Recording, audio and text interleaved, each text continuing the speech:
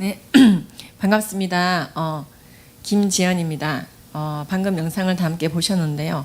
오늘은 차별금지법 바로 알기 아카데미 시즌2 그 중에서 두 번째 시간입니다. 이 차바 시즌2에서는요, 국내에 영향력 있는 많은 목사님들과 그리고 이미 차별금지법을 경험하고 분석한 해외의 많은 석학들의 강의를 함께 하게 되었습니다. 지난주에는요, 이영훈 목사님의 강의를 우리가 들었는데요. 짧은 시간의 강의를 통해서 어떻게 우리가 이 차별금지법에 대한 태도를 가져야 되는가, 1,000만 성도들이 5천만 국민들을 깨우고 나쁜 법으로부터 국민들의 영혼을 지켜가는 것에 대해서 마음을 모아야 된다. 예수님 오실 때까지 그 일을 반복하자는 메시지를 들었습니다. 많은 분들이 감사의 피드백을 해오셨는데요. 지난주에 그 강의를 들으시고 또 많은 분들이 또 저쪽 진영은 어떻게 또 어떤 논리로 싸우고 있는지, 뭘 가지고 이런 불합리한 법을 밀어붙이고 있는지 또 궁금해하는 분들이 계셨습니다. 그래서 오늘 제가 책 한 권을 가지고 왔는데요. 이건 이제 세미나 이제 그 자료집이기도 하고 책으로 나와 있는데요. 지난 24일 욕 야카르타 원칙의 이 그 부당성과 위험성에 대한 포럼이 있었습니다. 아마 그때 실시간으로 들으신 분들도 계실 텐데요. 이 책이 이제 판매된다고 합니다. 12,000원에 판매가 되고요.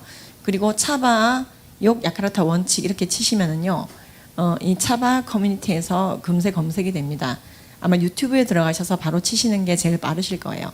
그래서 이 차별금지법을 밀어붙이는 그들이 근거로 쓰는 원칙, 하나의 연성법이라고 할 수 있죠. 실제적인 법은 아니지만은 그들이 법처럼 떠받들면서 소프트로어로 이용하고 있는 것입니다. 그 야카르타 원칙의 실체와 부당성, 위험성에 대해서 여러분들이 체계적으로 알고 또 차세대에게 전해야 되겠지요. 그래서 그 관련된 강의는 조금 깁니다. 10분 가까이 되는 분들이 발제하시고 토론하는 과정이 다 나오기 때문에, 그래서요, 무료로 여러분들이 온라인으로 들으실 수가 있고요. 인강 사이트에서 이 책을 구매하실 수 있다고 합니다. 그럼 이어서 오늘의 강사 분을 소개하도록 하겠습니다. 여러분 너무나 잘 아시는 온누리교회 담임 목사님 이재훈 목사님이십니다. 온누리교회는 전 세계적으로 캠퍼스를 함께하고 있는 교회죠. 그래서 온누리교회의 영향력은 국내뿐만 아니라 해외를 통해서 뻗어가고 있고요. 특히 CGN TV의 그 유명한 선교의 접시가 세계 선교를 감당하고 있습니다. 이 모든 일을 감당하시기에도 굉장히 사실은 벅차실 수밖에 없으신 분이신데요. 오늘 많은 양떼들을 지키시기 위해서 막대기와 이 지팡이를 들고 나오는 목자의 마음으로 여기 서주셨습니다. 우리 양떼들은요, 목자가 양떼들을 지키기 위해서 이런 모습을 보여주실 때 안정감을 누리고 감사함을 누리게 됩니다. 우리 이재훈 목사님 나오실 때 다 같이 큰 박수로 맞이해 주시면 감사하겠습니다.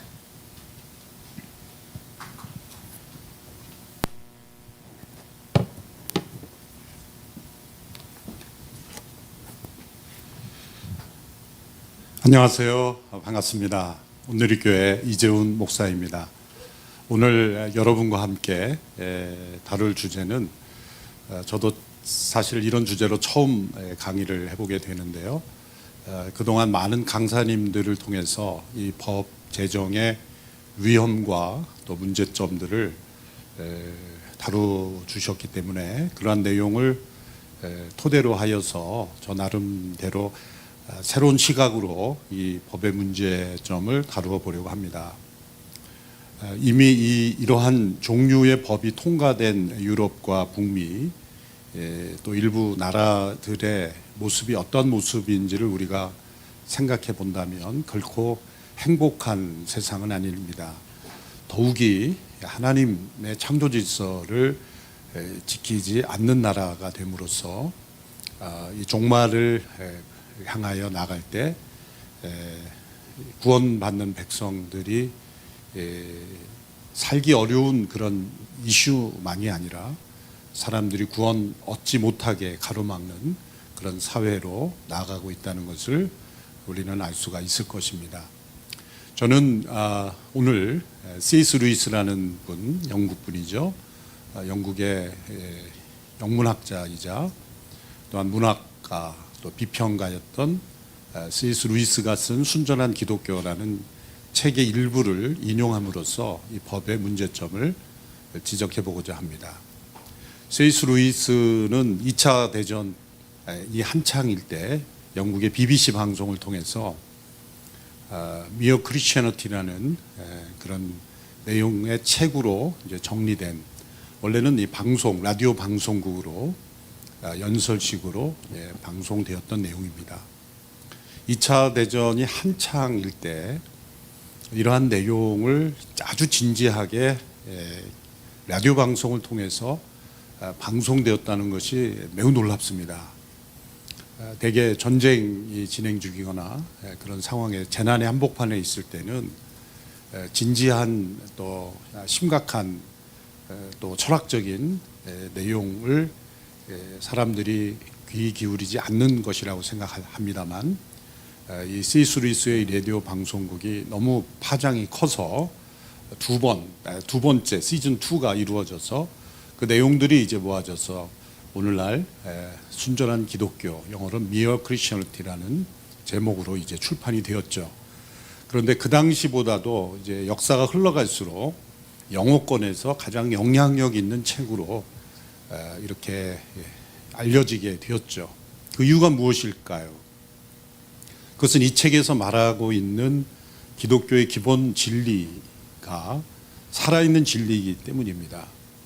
또한 이 C.S. 루이스가 살았던 그 시대가 바로 우리가 흔히 말하는 이 포스트 모더니즘에 막 발응하고 있는 그 시점이었기 때문인 것입니다. 이제 두 번째 찾아온 이 전쟁으로 인해서 수많은 사람들이 무참히 죽어가고, 또 그 시대의 가장 중요한 위기는 무엇이 옳고 그른지 모르겠다라는 그런 도덕의 붕괴, 전쟁으로 인해서 인간성을 철저히 말살시키는 그러한 시대에 사람들에게 가장 공포로, 두려움으로 다가온 것은 이 삶과 죽음이라는 그 위기보다도 더 중요한 위기는 옳고 그름이라는 기준이 무너지는 그런 시대였다는 것을 루이스가 지적하고 있는 것입니다. 그래서 이 순전한 기독교의 가장 서론에 해당되는 1장에서 그는 이러한 제목으로 순전한 기독교를 시작합니다. 있는 그대로, 책에 나와 있는 그대로를 이렇게 제가 옮겨 놓았는데요. 옳고 그름, 그것이 우주의 의미를 부는 실마리다, 이렇게 제목을 붙였습니다. 옳고 그름이 이 우주의 의미를 해석하고 이해할 수 있는 클루, 그것이 열쇠이고 그것이 가장 중요한 실마리가 되는 것이다 라는 제목을 붙였습니다. 자, 이러한 제목이 오늘 이 시대의 현대인들에게, 특별히 우리 대한민국의 국민들에게 얼마나 공감이 되는지는 모르겠습니다. 그러나 2차 대전이 한창일 때 이런 제목을 라디오 방송국으로 이 C.S. 루이스가 이 이야기를 풀어갔다는 것은 매우 큰 충격적인 이야기고 모두의 귀를 기울이게 만들었다는 것입니다. 오늘 이 시대에도 우리가 잃어버리고 있는 한 가지 단어가 있다면 옳고 그름이라는 문제입니다. 사람들은 이제 모든 옳고 그름의 문제를 주관적으로 해석하기 시작했습니다. 구약시대, 사사시대가 그랬죠. 자기 소견에 옳은 대로 행하였더라. 무엇이 옳고 그르냐라는 것을 판단해 줄 수 있는 객관적 기준이 존재하는 것이 아니라 이제 내가 보기에 옳으면 옳은 것이다. 제 소견에 보기에 옳은 대로 행하였더라. 이것이 구약의 사사시대였고, 또한 전쟁으로 수많은 생명들이 무너지는 그 시대의 문제였고, 또 오늘 이 시대의 문제였습니다. 그래서 이 루이스는 옳고 그름이 우주의 의미를 푸는 실마리다 라는 이 제목으로 시작을 합니다. 그래서 제가 앞으로 말씀드리는 내용은 책의 내용을 그대로 요약한 겁니다. 그래서 꼭 필요한 내용만, 핵심적인 에센스를 제가 요약함으로써 제가 드리고자 하는 말씀을 드리고자 합니다. 옳고 그름을 규정하는 법이 있다라고 말합니다. 그 법을 여러 가지 용어로 설명하는데 대표적으로 두 가지만 제가 포인트한 것은 도덕 법칙 혹은 인간 본성의 법칙 혹은 책에서는 자연법이라고도 말하지만 이것은 자연과학 법칙과는 다른 자연법, 도덕 법칙, 인간 본성의 법칙 혹은 도덕률 이런 단어가 이 원서에 반복돼서 등장합니다. 옳고 그름을 규정하는 법이 있다. 이 옳고 그름이 우리와 우주에 대하여 명확하게 생각하는 토대라는 것입니다. 그 이유를 이렇게 제시합니다. 첫째로 지구상에 사는 모든 인간은 누구나 일정한 방식으로 행동해야 한다는 생각을 가지고 있으며 그 생각을 떨쳐버리지 못한다는 것입니다. 마땅히 그러해야 된다라는 그 옳고 그름이라는 그 생각을 가지고 있기 때문에 사람들이 싸우는 것입니다. 싸움은 왜 일어납니까? 나는 옳고 당신은 틀리다 라는 생각 때문에 싸움이 일어나죠. 어떤 종류의 싸움이든 다 그 싸움 안에는 옳고 그름에 대한 논쟁이 숨어 있는 겁니다. 그런데 그 싸움이 끝나지 않는 것은 기준이 다르기 때문이죠. 자기가 옳다고 생각하는 기준과 상대방이 옳다고 생각하는 기준이 다르기 때문에 그것이 자기 자신의 생각일 경우에는 그 싸움이 해결되지 않는 겁니다. 어쨌든 싸움이라는 그 자체 그리고 그 기준이 누가 맞았는지보다 더 중요한 것은 모두가 각자가 내가 옳다고 생각하는 그 무엇이 있다라고 생각하는 그 생각이 있다는 것입니다. 그래서 모든 사람 가운데 이 싸움이 일어나는 것이다. 인간은 누구나 일정한 방식으로 행동해야 된다는 생각을 가지고 있다. 두 번째는 그 증거가 옳고 그름이 존재한다고 믿지 않는 사람들이 있죠. 세상에는 옳고 그름이 존재하지 않는다라는 그 사람들조차도 자기 입장에 반대되는 행동을 하죠. 그래서 다른 사람이 자신에게 약속을 어기면 공정하지 못하다고 불평하고 그것이 싸움으로 이어지는 것입니다. 이런 사람들의 행동 양태를 보면 옳고 그름이 존재한다는 것을 우리에게 알려주고 있습니다. 그러면 이 인간 본성의 법칙 혹은 이 도덕 법칙은 본능인가? 모든 이들에게 나타나는 집단 본능과 같은 것인가? 그건 본능은 아니라는 겁니다. 왜냐하면 이것은 두 본능 사이에 혹은 여러 본능 사이에 판단과 결정을 내리는 기능인데 그중 하나일 수 없다는 것이죠. 그래서 이 예를 이렇게 듭니다. 도덕률이란 우리가 연주해야 될 곡 혹은 그것의 악보와 같다. 곡조와 같다. 그러나 본능은 그 악보를 연주하는 키와 같다. 그래서 언제 어떤 키를 눌러야 하는 것을 결정하는 것이 도덕 법칙이라면 그 키와 같은 것은 우리의 본능이라는 거죠. 그래서 이 인간 본성의 법칙은 인간 안에 있는 여러 본능들을 조화롭게 해서 하모니를 만들어내는 것이다. 그래서 인간 본성의 법칙은 집단 본능이 아니다라는 거죠. 그래서 이 본능을 지휘할 일종의 곡조, 어떤 선, 의, 옳은 행동을 만들어내는 어떤 것이지 본능이 아니다라는 것을 이제 강조합니다. 두 번째는 그럼 교육을 통해 주입된 사회적 관습인가? 교육을 통해서 어려서부터 어떤 사회, 어떤 나라에만 존재하는 관습인가? 그것이 또 아니다라는 거죠. 왜냐하면 모든 시대, 어떤 나라들의 도덕관을 비교해 보면 관통하는 동일한 법칙이 있다는 거죠. 그래서 실상 어느 시대건 어느 나라건 어느 민족이건 도덕적인 원칙에는 차이가 없습니다. 단 어떤 도덕이 더 우수하고 열등하느냐라고 할 때 그것을 판단하는 기준이 필요하지 않습니까? 그것이 바로 인간 본성의 법칙이 존재하는 이유라는 겁니다. 그러면 이제 인간 본성의 법칙은 무엇인가를 이제 자연 법칙, 여기서 말할 때 자연은 자연 과학 법칙입니다. 우리가 과학 법칙이 말하는 자연 법칙과 어떤 차이가 있는가? 이 자연 법칙은 자연이 실제로 늘 하는 일, 자연 안에서 일어나는 일들에 대한 그것을 표현하는 법일 뿐이다라고 이제 설명하고 있습니다. 표현법이다. 그러니까 이 씨앗이 뿌려지면 씨앗이 어떻게 자라나는가, 나무가 어떻게 열매를 맺는가, 또 바다가 어떻게 작동하는가, 또 비와 구름이 어떻게 작동하는가, 그 실제로 일어나는 사실들에 대한 표현일 뿐이다라는 겁니다. 산에 있는 어떤 나무 보고 이 나무가 왜 이 산에 있어야만 하는가라는 이유를 누구도 묻지 않습니다. 또 어떤 모습으로 있어야 하는가라고 따지지도 않습니다. 그저 그 산에 존재하는 모습을 관찰할 뿐이고 그것을 표현할 뿐인 것이죠. 그러므로 이 인간 본선의 법칙과 자연과학의 법칙의 차이를 이렇게 설명합니다. 인간 본성의 법칙은 인간이 존재하며 실제로 늘 하는 일을 의미하는 것이 아니라 어떤 인간이든지 마땅히 해야 할 일을 의미하는 것이다. 마땅히 해야 할 일을 의미하는 것이다. 이것이 자연과학 법칙과 다른 점입니다. 그러므로 결론적으로 인간 본성의 법칙을 이렇게 정의합니다. 인간 본성의 법칙은 우리가 만들어낸 것이 아니라 교육으로 이렇게 주입할 수 있는 관습도 아니다. 우리가 만들어내지 않았으면서도 실제로 존재하는 것이다. 인간의 행위라는 이 사실 너머에 아주 명백하게 존재하는 그 무엇이다.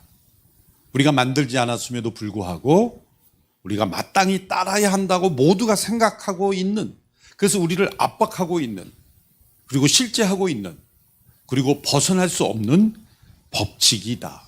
그래서 인간은 이 인간 본성의 법칙 아래 압박을 받고 있다.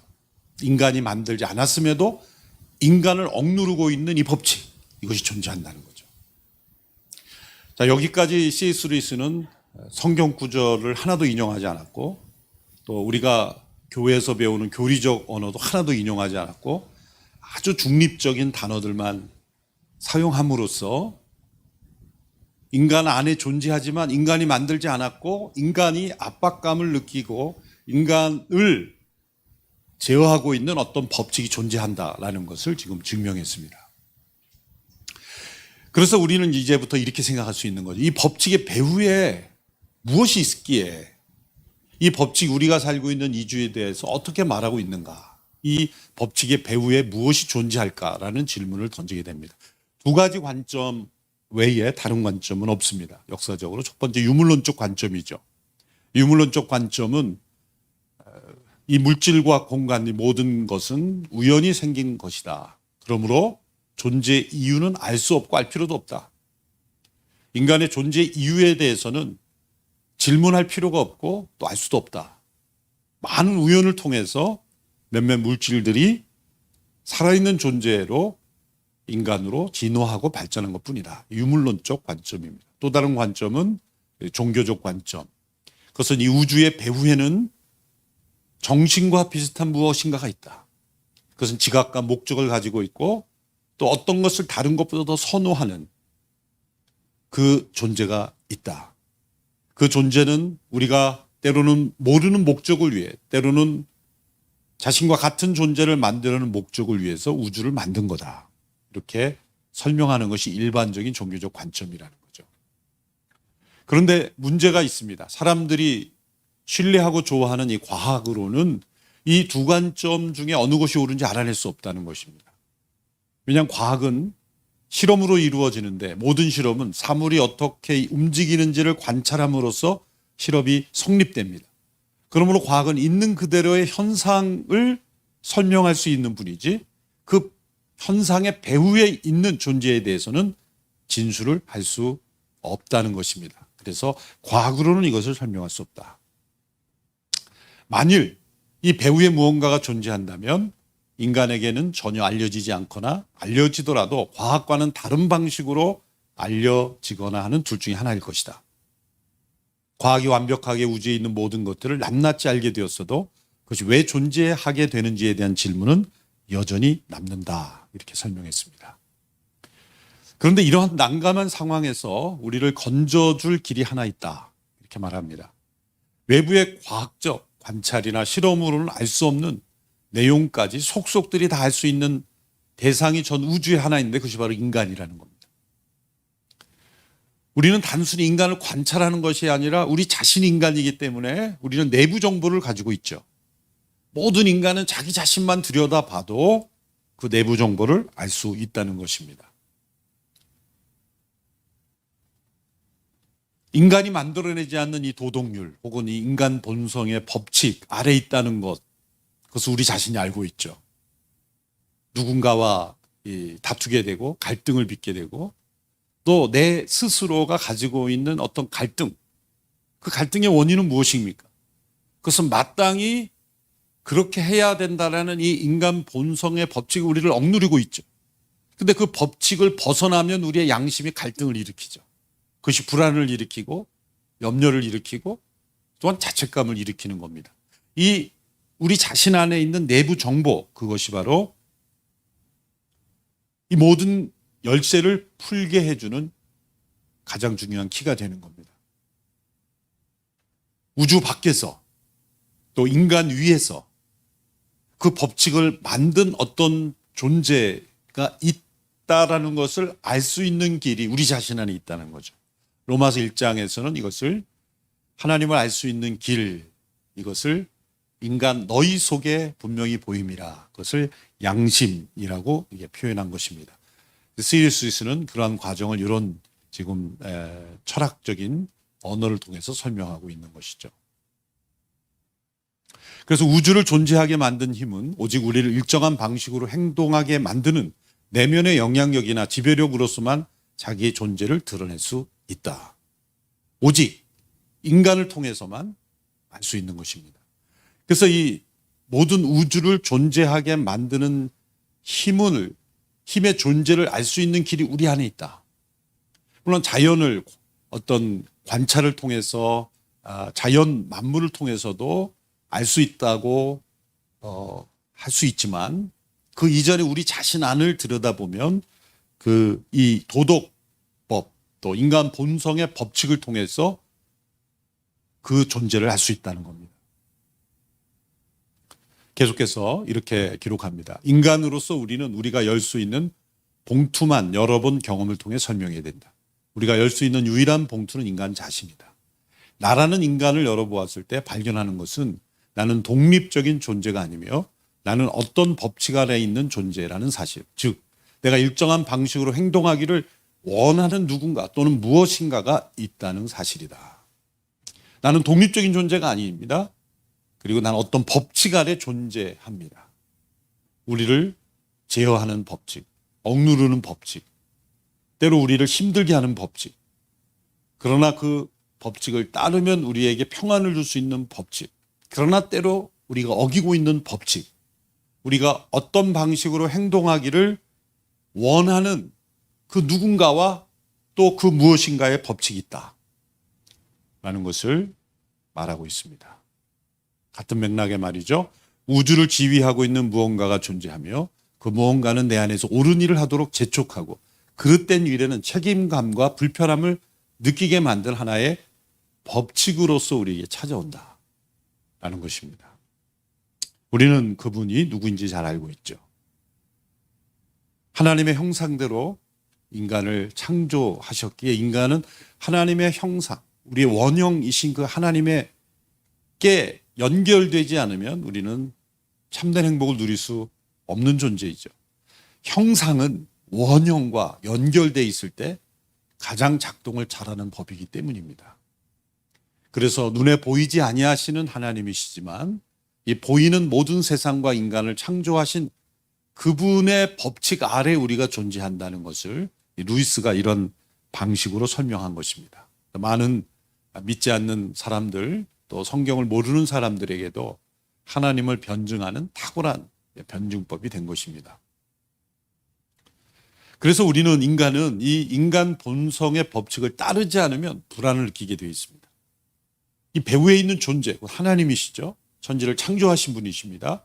그분께서 만드신 이 도덕률, 인간 본성의 법칙을 어기는 행동을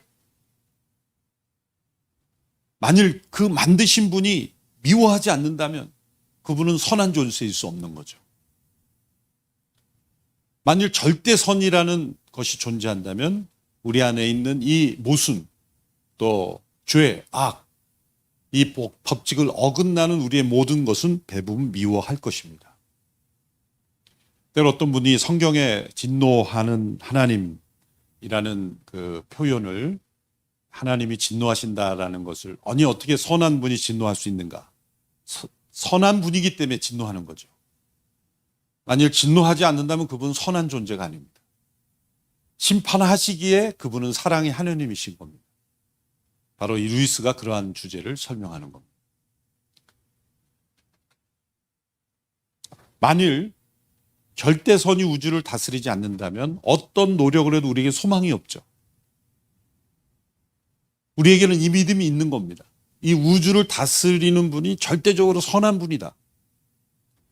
우리가 믿는 그분이 절대적으로 선한 분이 아니라면 우리의 믿음은 헛것이 되고 우리는 소망이 없습니다.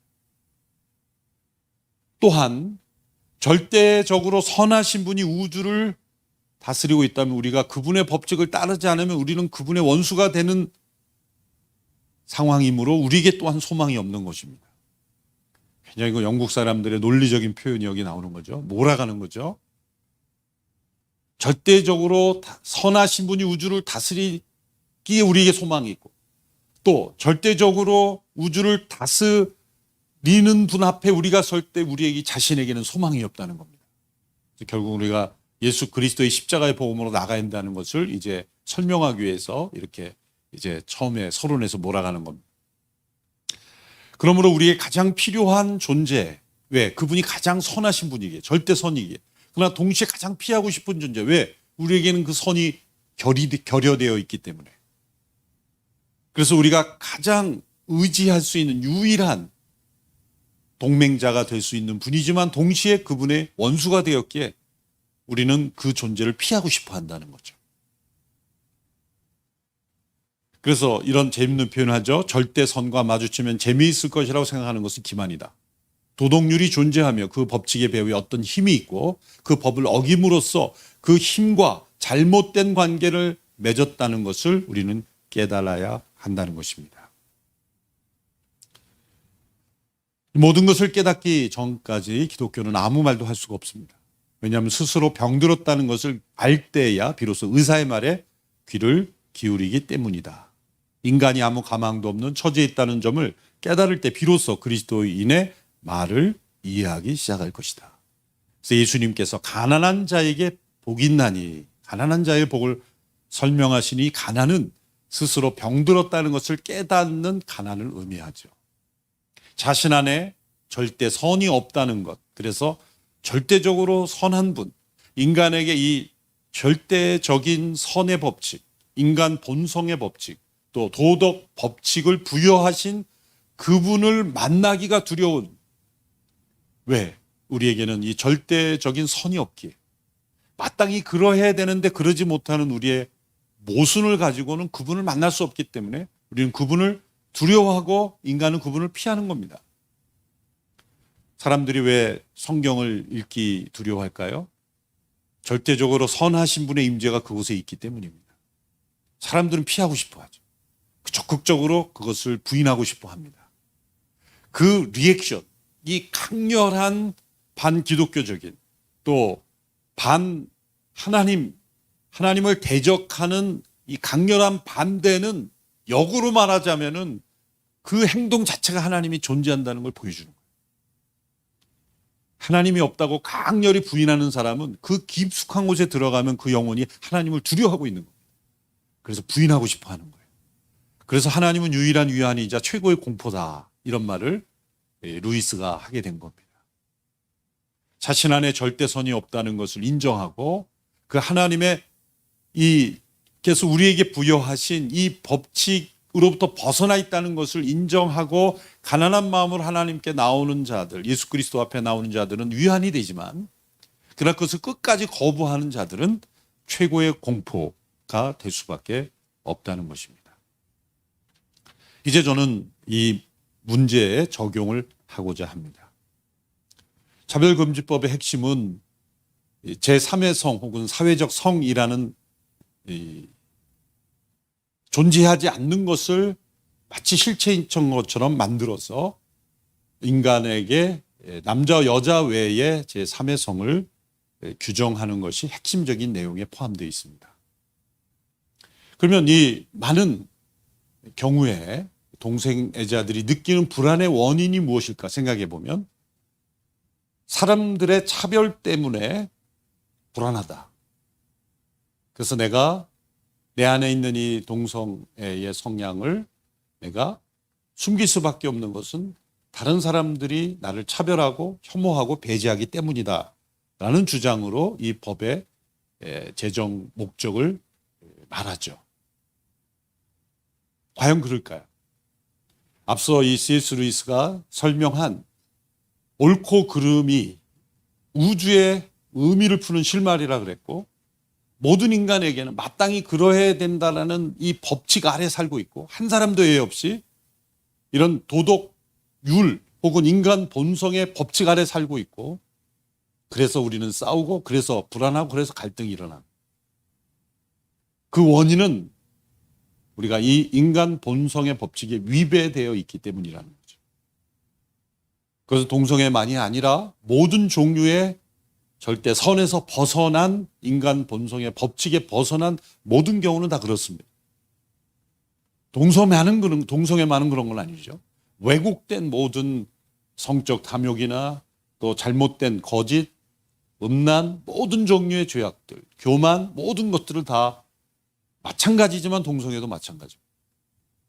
그래서 사람들의 차별 때문이 아니라 인간 본성의 법칙에 위배되기 때문입니다. 제3의 성이라는 주장은 심지어 자연 과학 법칙까지도 위배되죠. 없는 것을 있는 것이라 주장하기 때문에, 그래서 그런 것입니다.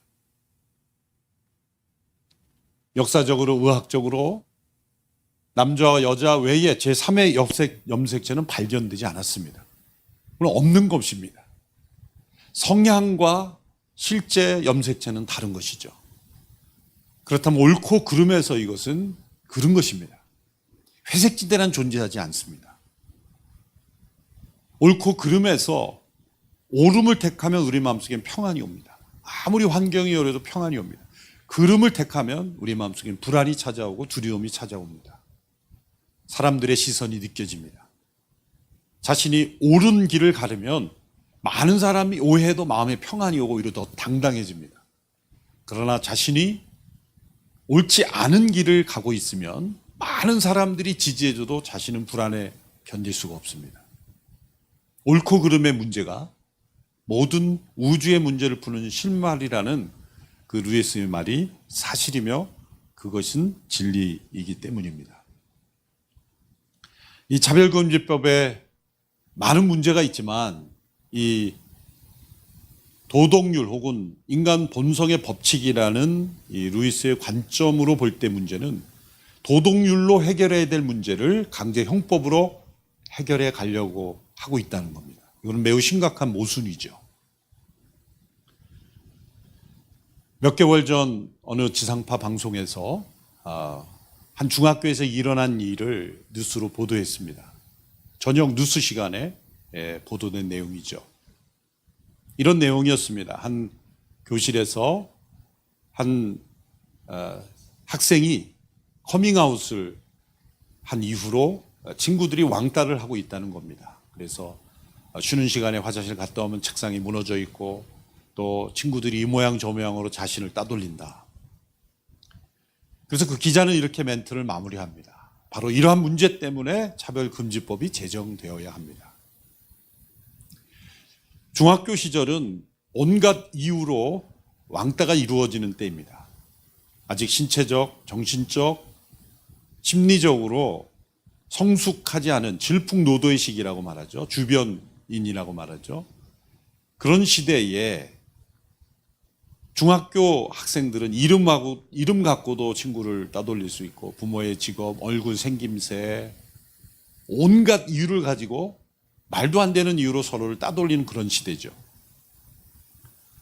그런데 자신이 커밍아웃한 그 친구를 그러한 이유로 왕따를 시킨 것을 강제 형법으로 규정할 수 있는 법을 어긴 학생으로 친구들을 만든다면 그것은 한창 자라나고 이제 몇 년만 지나면 친구를 어떠한 이유로든지 그렇게 배제시키고 왕따시키는 것은 옳지 않은 것이라는 이 인간 본성의 법칙, 마땅히 가져야 될 도덕률을 이제 교육으로서 그것을 북돋아줘서 스스로 그것을 지킬 수 있는 능력을 배양해 주어야 할 그때에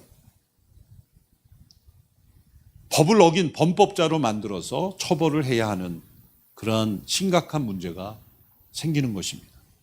만일 그러한 문제로 처벌한다면 얼궁 생김새, 부모님의 직업이나 혹은 어떤 말투나 또 어떠한 모양으로든지 왕따가 이루어지는 청소년 사회는 전부 다 법으로 처벌해서 학생들을 범법자로 만들 수밖에 없는 모순이 생기는 것입니다. 법의 정신은 도덕의 최대화죠. 왜 법을 만듭니까? 그것은 이 도덕적 사회가 되도록 만드는 것입니다. 많은 사람을 범법자로 만드는 데 목적이 있는 것이 아니라 도덕이 지배하는 사회, 옳고 그름이 분별되는 사회를 만드는 것이 법의 정신이죠. 그럼으로써 법을 최대화한다고 도덕률이 대체되는 것은 아닙니다. 도덕이 감당해야 될 것을 법으로 다 담당할 수 없습니다.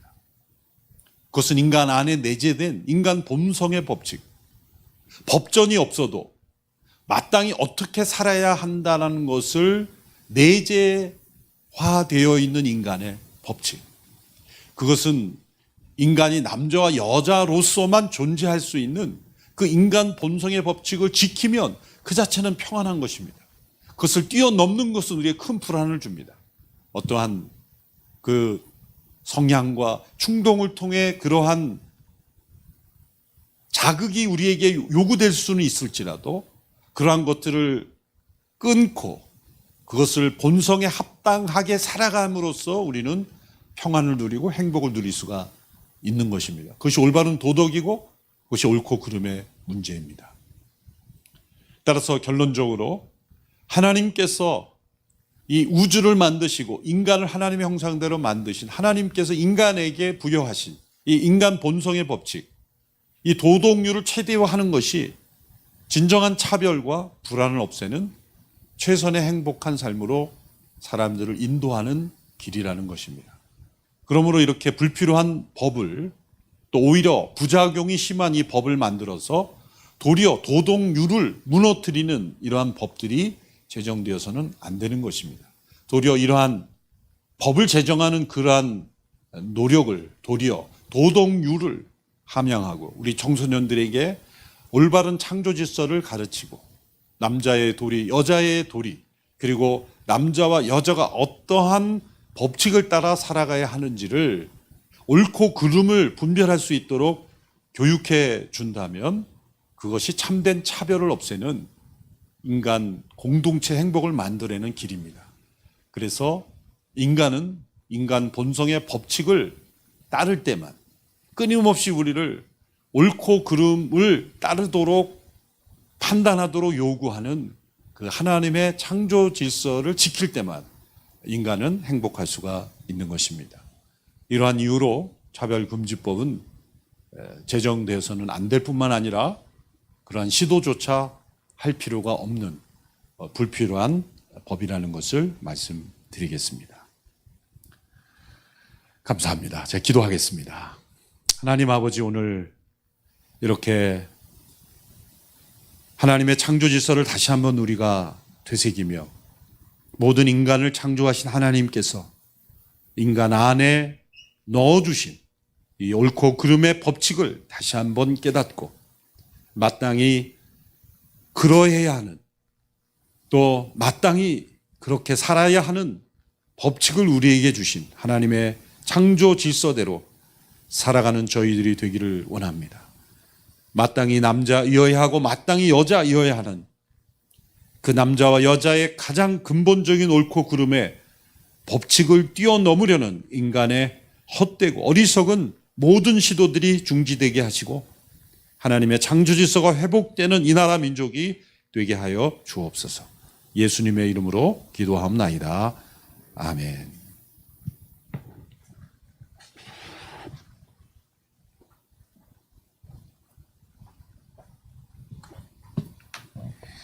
네, 여러분 잘 들으셨습니까? 역시 그죠. 역시 이재훈 목사님이시네요. 법은 도덕의 최대화이다. 이 말씀이 참 오늘 와닿았습니다. 무엇이든지 남에게 대접을 받고자 하는 대로 너희도 남을 대접하라. 이것이 율법이요 선지자니라 하신 말씀도 떠올랐습니다. 도덕이 최대화됐을 때, 그렇죠. 그래서 남에게 대접을 받고자 하는 대로 남을 대접할 때 율법과 선지자가 뭐가 필요하겠습니까, 그죠? 근데 이런 말씀을 또 C.S. 루이스의 말을 원용하시면서 이렇게 깊게 차별금지법을 이렇게 접근할 수도 있구나. 굉장히 깊은 우리의 이제 심부를 찌르는 그런 설교이고 강의였던 것 같습니다. 수고해 주신 우리 정말 이재원 목사님 설교는 항상 이재원 목사님 설교다운 것 같습니다. 너무 은혜스러웠는데요. 다 같이 한 번 더 박수로 주님께 영광 올려드리면 좋겠습니다. 네. 그래서 조금 더 들으려고 하는데 탁 마무리를 해버리시네요. 그래서 조금 놀라셨죠? 너무 짧게 끝났습니다. 좀 아쉬운데요. 이렇게 또 아쉬워야 다음에 또 듣죠, 우리가. 우리 이제 지금 몇 가지 광고가 지금 올라와 있는데요. 제가 화면을 보면서 광고를 해드리도록 하겠습니다. 아신 바와 같이 해마다 국회와 대한약사회 건물에서 이루어지고 있는 세계 에이즈 날 행사가 여러분 코로나 와중에도 굉장히 뜨거웠습니다. 이번에는 글쎄 우리나라 에이즈 행사 중에 제일 역대급이 아니었을까. 국회의원이 11분이 나오시고요. 원내대표가 오고 난리가 아니었습니다. 그래서 사실 굉장히 이번에 제한이 많았습니다. 국회가 미리 등록하지 않은 분들은 입구에서 다 막았거든요. 근데 원근각지에서 많은 분들이 그 방역 수칙 넘지 않는 선에서 최대한 많이 오셨고요.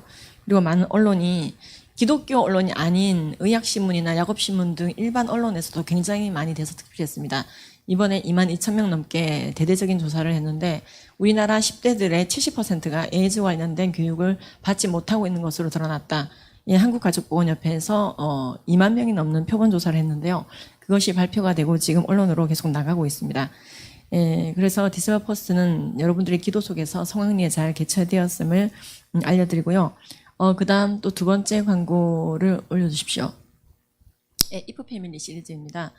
지금 몇 가지 나와 있는데요. 교육에 대해서, 문화에 대해서, 가족에 대해서 차별금지법이 어떤 영향을 미치게 되는지 굉장히 짧게 제가 보니까 2분부터 시작해서 한 7, 8분까지 다양한 길이로 다양한 분야에 맞게 나와 있습니다.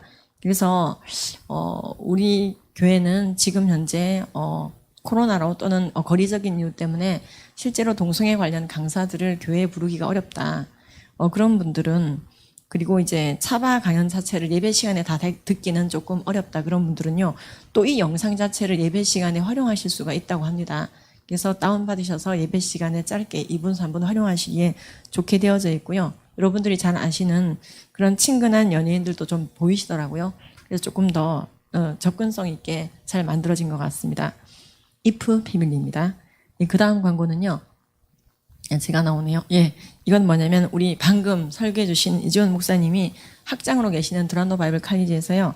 기독교 선교육, 정통 기독교 선교육, 지금 우리가 여기서 배운 것들을 아이들에게 어떻게 전달해야 될까요? 유치원, 초등학교, 고등학교 같은 용어를 쓰는 건 아니거든요. 그래서 그 아이들에게 우리의 양육자로서 어떻게 전달할 건지 이 양육자 코스가 있었는데요. 최근에 이제 1기가 마무리되었고 2기가 시작되고 있는데 1기 때 이번 차시 중에 가장 많은 수강생 300명이 몰려와서 들었다고 합니다. 제가 광고하니까 좀 이상하긴 한데 여러분들이 이 차바야 강의를 조금 더 쉽게 동성애 주제뿐만 아니라 청소년의 연애에 대해서 또는 생명에 대해서 기독교 생명 윤리에 대해서 성매매에 대해서 또는 여러분들이 연애에 대해서 아이들에게 어떻게 교육할 건가요? 그죠? 그런 걸 기독교적인 관점에서는 결론이 나 있거든요.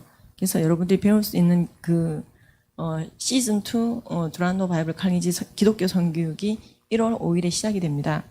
그래서 링크는 아마 이것도 차바 커뮤니티에 공개가 될 것입니다. 그 다음 광고는요.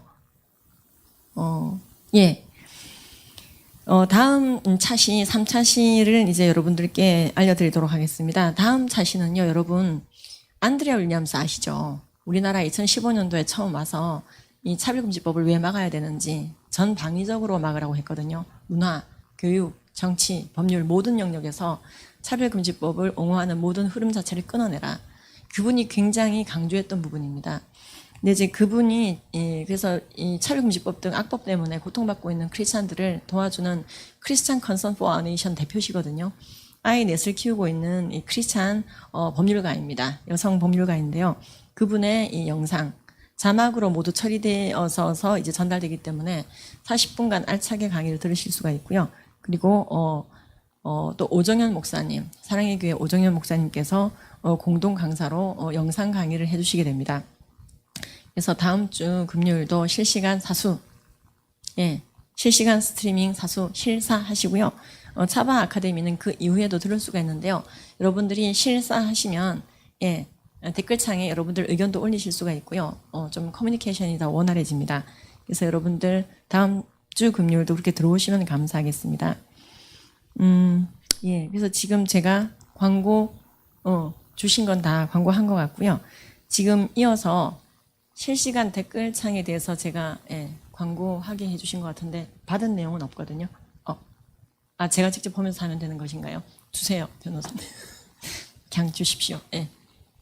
저한테 보내셨구나. 오늘도 전국과 해외에서 많은 성도들과 국민들께서 실시간 채팅에 들어오셨습니다. 특별히 오늘의 교회 이재원 목사님께서 용기 있게 소리를 내주셔서 감사하다고 많은 감사 인사가 올라왔습니다. 저는 설교 듣느라고 실시간 스트리밍 댓글을 못 봤는데 그렇게 체크해 주시는 간사님이 올려주셨습니다. 그리고 오늘의 교회 성도님들이 많이 들어오셨다고 합니다. 그래서 오늘의 교인으로서 감사드린다고 하시고 이재원 담임 목사님께 예배 때마다 차별금지법 반대를 놓고 기도하신다며 감사하다는 글을 올려주셨습니다. 오늘 여러 교회에 실시간 스트리밍 200개 채널 이상으로 나갔는데요. 그중에 최다 오늘 동원되신, 그러니까 많이 들으신 클릭이 가장 많이 된 채널이 우연일까요? 오늘의 교회였다고 합니다. 그다음 기독일보 이렇게 순서로 나가는 것 같습니다. 그다음 C.S. 루이스로 풀어본 관점이 새롭다. 이거 저도 그랬어요. 그래서 좋은 예화로 설명해 주셔서 이해가 잘 간다. 그래서 굉장히 양떼들 수준에 잘 맞춰서 그러나 깊게 다루어 주신 것 같습니다. 이런 이제 여러분들 이렇게 실시간으로 들어오실 수 있기 때문에 스트리밍 할 때 오시면 굉장히 좋아요. 그러면 차바 채널 배가 운동 홍보 영상 등을 보시고 마무리하도록 하겠습니다. 그 전에 제가 기도를 해야 되네요. 기도하고 마무리하고 홍보 영상 보시겠습니다.